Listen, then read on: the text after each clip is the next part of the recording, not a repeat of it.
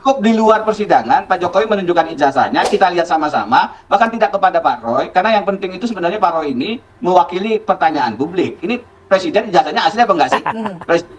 Jadi pertanyaan publik itu yang harus diadres oleh Pak Jokowi tanpa harus melalui proses persidangan pidana yang berbelit-belit. Padahal proses persidangan pidana sendiri juga masih problematik ketika di dalamnya tidak betul-betul ada independensi, tidak betul-betul ada profesionalitas yang sering terjadi di banyak kasus pidana. Kalau Anda advokat seperti kami ini sering sekali berhadapan dengan kekuatan dana, kekuatan kuasa ketika menghadapi persoalan-persoalan perkara pidana. Sering sekali. Jadi tidak bisa kita hanya melakukan pendekatan pidana saja. Karena itu harusnya Pak Jokowi mengambil langkah yang jauh lebih mendasar, menunjukkan ijazah asli satu-satunya yang mudah beliau lakukan. Mana ijazah aslinya sampai sekarang? Itu loh.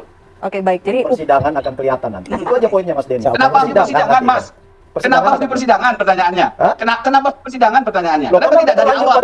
Sudah masuk proses hukum dan Mas Roy kan Sebelum selalu yakin proses hukum kenapa tidak dilakukan? 99,9% ijazah Jokowi palsu. Kan sering didengarkan Kenapa itu terus sebelum secara proses berulang kan? hukum tidak dilakukan, bahkan sekarang pun tidak dilakukan? Kenapa harus menunggu proses hukum yang entah kapan persidangan? Pak Jokowi hormat pada hukum. Tadi Mas Denny mengatakan bahwa nggak perlu proses hukum dilewati. Nah ini kan pembodohan juga.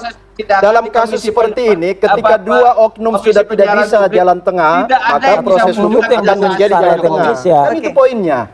Jokowi sudah dilaporkan sebagai orang yang memegang ijazah palsu, menjadi presiden dengan ijazah palsu. Itu kan menghina sekali. Iya.